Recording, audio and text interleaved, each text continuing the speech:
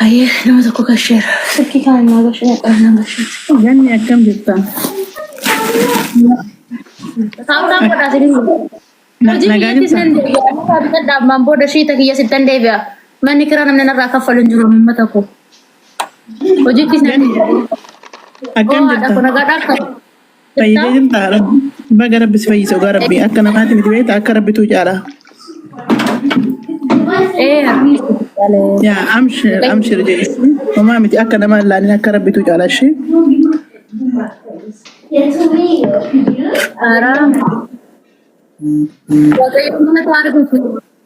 Yaa keessan si dawwala ishee si dawwala. Si dawwala ishee. Yaa si bilbilu. Sirraan kaasnee dhiifama guddaa. Rakkoo Dhiifama qabu. guddaa ijoollee baay'een naa bilbilaa turte. Rakkoo Bilbilli qabu. biyyallee cufaa ture ni kaasan turre. Dhiifama ishee warroon naa bilbilaa turtan hundi keessatti dhiifama guddaa. Rakkoo qabu si bilbilaa ishee. Ganniitiyya inaariin beekte amala sooshaal miidiyaa kana hin beekta silaayyuu sirriitti beekta inaariin ati. Baga Rabbi immoo kanaan si ga'e beekte baga lubbuudhaan baateeyyuu diina kee fuuldurattuu akkatti baatee dubbachuun waan tokko beekte miira keessa galteen dubbatini nama miidiyaa kanarraa dhiisi beekte ati nuu jabaadhu nuti si jaalan si kabanyallee malee waan miidiyaa kanarra deemuun fuutee dhiisi waanuma namoonni keenya silaa hin beekta waan sooshaal miidiyaa sirriitti beekta isa sitti himnu namoota kaan tuffadhuuti dhiisi nuti si jaalanna miira keessa nu jalaan galini ija teenyaati hunda keenya baay'een si kabajaa sin jaaladha haadhotoo fayyaanaa ta'e galatoomi. Galatoon wanti keessan ulaa ani miira keessan galle mirga qabu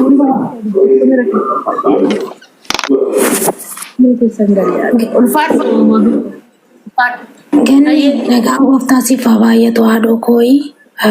Waaqayyo si haa eebbisu kan ol na galchite. Tokkoffaa haadhoo koo ati naariin ishee ofii kee dhukkubbiirra jirta. Ofii kee dhukkubbiirra jirta waan ta'eef Waaqayyo abbaan koo si haa fayyisu. Akkuma dubbachaa jirtu dhugaa namni bara kanaa lubbuutu jiraatti nama hawwaadha waan ta'eef Waaqayyo sin ajjeesu ati waaqa qabda waan ta'eef waaqa jabaa qabda waan ta'eef inaariin miira keessaa bahi kasi jaalatus kasi jibbus arraba kee eeggadhuutoo dubbadhu ishii lubbuu waan asiin jedhe beekta ofii keetiif osoo dhukkubaa jira namni waanuma arge haasaa beekta ganni ta'u sira santee fi hundumtuu akka wajjiisaatti argata. Hundi keenya yoo akka wajjii keenyatti argata. Namni gaarii si godhe gaarii argata waaqarraa. Namni hamaa sitti yaade hamuma argata obboleettii koo. Si galee kanaafi inni immoo jiraatte si hawwaadee waaqayyo dachaa godhee saaf haa kennu. Ishii kanaa jettee hin dhiphatin. Yaaddeen gooftaa si fayyisaa waan natamantu si fayyisaa garaa keechaa sharreen qabdu. Qormaanni jiraachuu immoo gaariidha. Gaafa qoramtu hin guddatta haadhoo koo. Gaafa qoramtu hin bal'atta. Sila kana ta'eefi jecha namaa dhagayini. Waan namni siin joo hin dhaggeeffatin gaafa jecha namaa dhageechee sammuun kee wal faana si zoora ishee haadhoo. Namni malkii namaa laala. Kiristoos malkii namaa laalu. Waaqayyooni malkii namaa laalu haadhoo koo. Namni keenya immoo malkii nama laala waan ta'eefi Kiristoos abbaan koo si haa fayyisu. Waaqayyo gooftaan lafa jirtu si wajjin haa ta'u akka amantii kootti dhugaa galatoomis hin jedhati aarsaa guddaa Oromoo irraa qabda. Ani dhugaa baay'ee si ilaalallee garuu takkaa mana kee dhufee hin beeku baay'ee garaana nyaatta miskiina wayiiti. Waaqayyo gooftaan koo si wajjin haa ta'u harki waaqayyo si biraan dhaame akka amantii keetitti kadhadhu jabaadhu dalagaa siin galta ija qabda waaqayyo gaafa fayyaa namaa kennu bakka fee deemtee hojjetta ganniitoo. Wanni warri sitti naafan kuni inaaftonni ofumaan lafatti hafti waan immoo si fayyisa. Innaa san ta'ee fi haadhoo koo gooftaa si biraa haa ta'u shakkiin fayyitaa waaqayyo immoo rakkina keechaa dhiphina keechaa si haa baasu harka isaatiin siin jedhaa naaf ulfaadhu gooftaan koo si wajjin haa ta'u. Ayyee ulfaadha. Ganni Ammallee deebi'ee akkasiniif godha. Warri ammaa ulfaadhu galatoomii.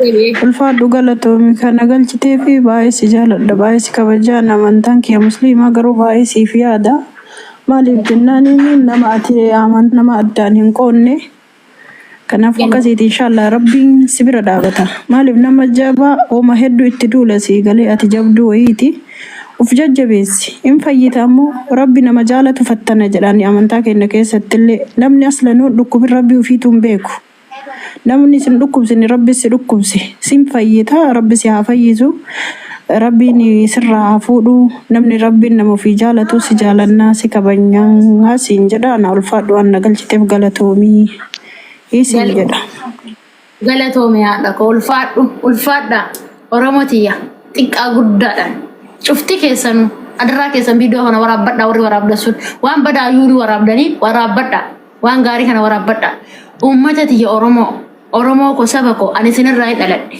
balleessuus toshuus sinirraa hin dhaladhe qubni kun ajaa'ee jedhanii ofirraa gatan hin gatuu hin danda'ani sinigalee ani badduus ta'uu kan keessanidha toltuus ta'uu kan keessanidha gaafa fayyaa qabu ummata kiyyaaf hojjedhee jira hojjedhee jira ummata kiyya tajaajilee jira tajaajilee jira haga danda'u namni hunduu dandeettii mataasaa qaba namni hunduu gahee mataasaa qaba sinigalee ganniin kennaa rabbiin kenneef qabdi kennaa rabbiin kenneef san immoo haga dandeessuun ummata ishee tajaajilteetti oromotiyya dhaggeeffadha namni tokko saba ofii intala ilma oromoo tokko yoo guddate oromoo fayyada yoo jiraate oromoo fayyada jiraachuun koo saba koo fayyada dhugaan sinin jedha jaaladhus tolshuus jireenyi kiyya oromotiyya ni fayyada gaafa tokko fayyaduu danda'a sinigaleera miti ilmi oromoo qallaan tokko oromoo ni fayyada jiraachuun isaa namni akka jiraatu eeyyamaa fi please namni akka jiraatu eeyyamaa fi oo dandeessanii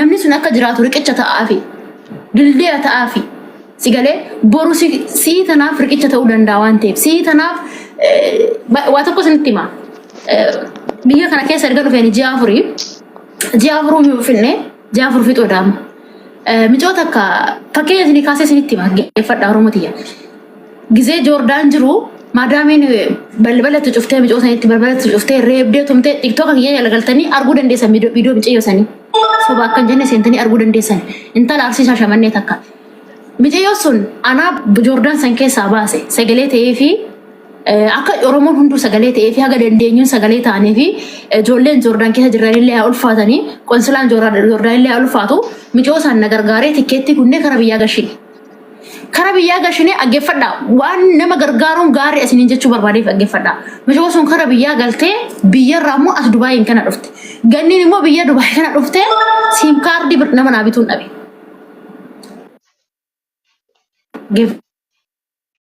siim kaardiin biyya kanatti kan nama iqaama qabu bituu danda'ame namni iqaama hin qabne bituu hin danda'u warroonni iqaama qaban immoo anaaf siim kaarda bituun feene siim kaarda naa bitaa jeen dur makiinaan siim kaarda naa bitaa jeen siim kaarda naa bituu didan siim kaarda hin qabaanne immoo echumatu socho'uu hin danda'u namni micayyoon ani joordaanii baase sun micayyoon ani gizee san aarsaa kaffalee fi gizee ganniin fayyaa baay'ise gizee ganniin nagaa gizee biyyi nagaa dhugaa sinin ja'a biyya gashite sun biyya kana dhufte haadha iqaamaa taate dalagachaa jirti beeki uftee nagaafatte mana bireen jira suuqii bireen jira geessani kazaan siim kaarda bilbila kennaa kenninaan jette baraniin siim kaarda hin qabuun jeen lees siim kaarda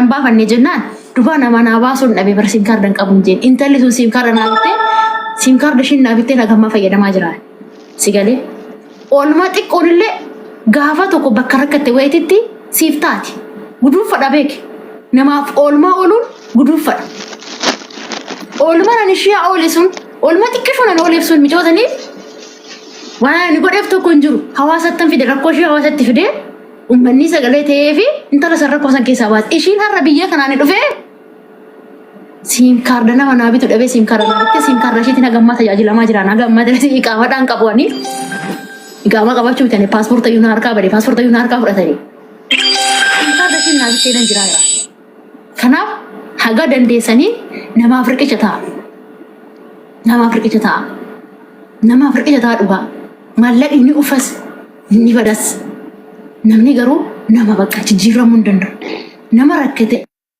bira hin darbina nama jireenyi itti hammaattee karaa itti deemu dhabee karamiin deema jedhu san jireenyatti agarsiisi yaaboo akka jiraatu taasisi haa jiraatu. Argite simkarri namni fayyadamaa jiru micoo kanaati.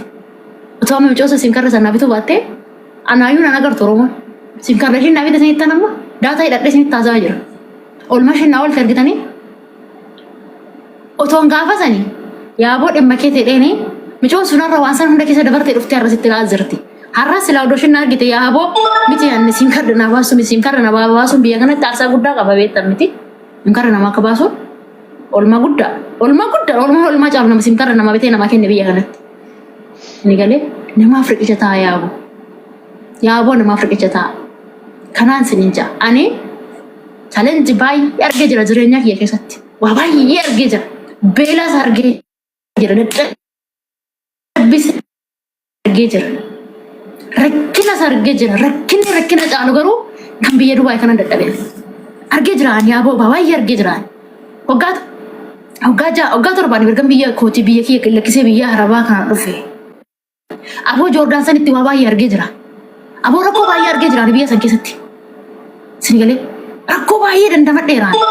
Ifan biyya kiyya illee dombayin challenge baay'ee argee jiraan. Miila xiyya duwwaa deemee jiraan. Kophee birrii shanii nama naa bitu dhabee. Kan biyya kanaa garuu natti ulfaate. Humna kiyyaa ol ta'e biyya kanaa bittu. Dhugaa waaqa jiraata. Ijaan dhufee si argee inni bamne gidiraa ibamti siin jaabar namni biyya kanaa. Ijaan dhufanii na arganii bar. Na arge bara hospitaalatti kirokoosi natti sakkaamee ani bar. Jiruuf hedduu jiraan jira bar. Yaaboo ani haadha xiyya sanan argamu nan du'a laata jee ani bakka sanitti na argee dhufee bar beekaadha akkas taati maallaqa uummataa gurrachuuf oon gurradhe bar uummata kiyya irraa gurradhe bar yaa Oromooti yaaboo ani rakkadhe na gargaara wanti Oromoon anaa miti ilmoo ofiiti miti bar ilmoo mitiitiyyuu bar karaarraa fudhee guddisee bar ilmoo godhatamaa. Foonumaan uummatuma kiyya kanarraa maallaqa nyaadhe mar rakkoo qabama. Gaafa tokkoof si taati ganniin hoo guddattee argamte gaafa tokkoof si taati bar si galee. Dhugaan sinin jedha challenge baay'ee argeera challenge baay'ee gubaa baay'ee argee jira. Galee kan biyya kanaa garuu humnaa ollatti ta'e.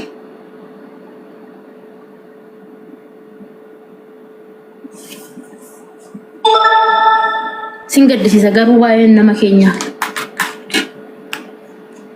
Waa'een nama keenyaa sin gaddisiisa.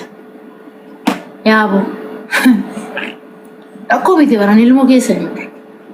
Intala Oromooti baran. Rabban intala Oromooti bara. Oromoodha baran.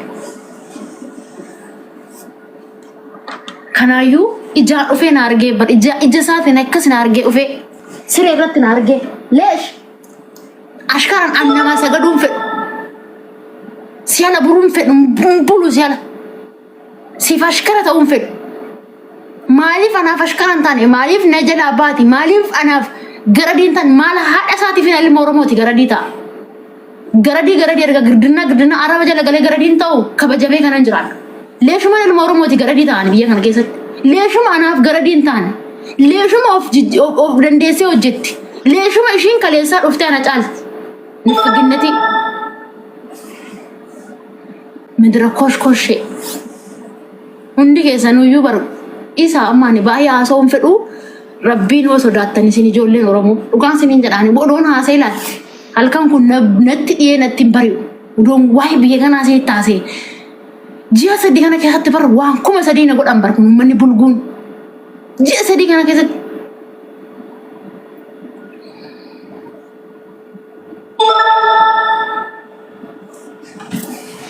waan hundaafuu gaarummaa dhabeettu warqeen bishaan keessaa oqqee keessaa bahee iqameet tumameet ibiddaan gubatee warqii ta'a. Lubbuun tiyyaallee akkas. Inumaan si agarsiisa ganaa hojje'ee biyya kanatti. Inumaan fayyamuu anis. Waaqayyo beekadha. Ani ayyaan imimmaan uummata Oromootu na fayyisaa. Takkaan ilma Oromoo intalli Oromoo takka na abaartee hin beektu. Jaartiin Oromoo takka na abaartee hin beektu kan na eebbistu malee. Abaarree nama takka hin qaban. Akkasii isiniin jaa dhugaa. Waan darban oolleef darbee amma gizee sun. Argitanii fi darbee ani dhufe algaa sanirraa hin buutti fakkaate jara san gaafa san. Bu'ee dhufe kunoo Waaqayyo beekadha bu'ee dhufe laa har'a kunoos fuullee keessaniin jira. Bormoo hojii kiyya nan eegala. Nan hojje'a. Fayyaa oona hagamtee immoo maasalaama biyya qaba. Biyyatti nama ajjeesee biyyaan baane.